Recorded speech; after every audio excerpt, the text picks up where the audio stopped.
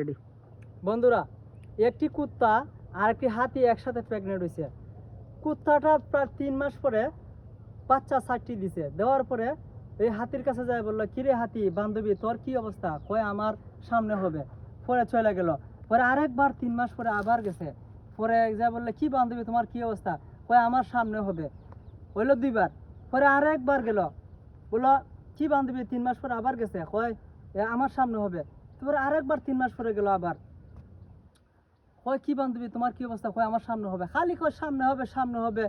আমার এই পর্যন্ত যতগুলা বাচ্চা হয়েছে, আমি একটা ফুটবল খেলার মাঠ আমি তৈরি করে ফেলছি।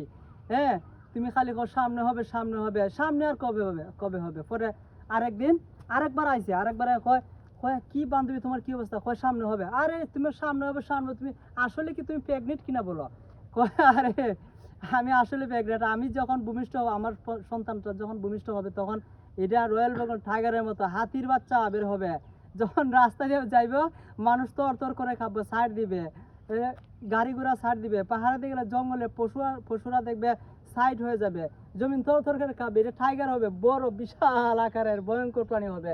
আর তুমি ফালতু কুত্তার বাচ্চা, এটা এই হাড্ডি মাংস খাওয়ার জন্য আমি হাতির বাচ্চা জন্ম দিব না। তা যাই হোক বন্ধুরা, হাই উতাস করা যাবে না। আপনার চাকরির প্রয়োজন, আপনি ওই ভালো অ্যাপ্লিকেশন করবেন, ভালো অ্যাপ্লিকেশন করবেন, দেখবেন ওই আলতু বলতে যে কোনো চাকরির লাগে পাগল হয়ে যাবেন কেনা। ভালো নিজেকে ভালো মানে বিযোগ্য ব্যক্তি উপার্জন করে, যোগ্য ব্যক্তি হিসাবে উপার্জন করে তারপরে যে কোনো ভালো চাকরির ব্যবস্থা করবেন। তো সবাই সম্মান করবে, শ্রদ্ধা করবে। তো যাই হোক, ভিডিওটা দেখার পরে লাইক করবেন, শেয়ার করবেন, কমেন্ট করে জানাবেন কেমন হয়েছে। Thank you so much. আল্লাহ হাফেজ।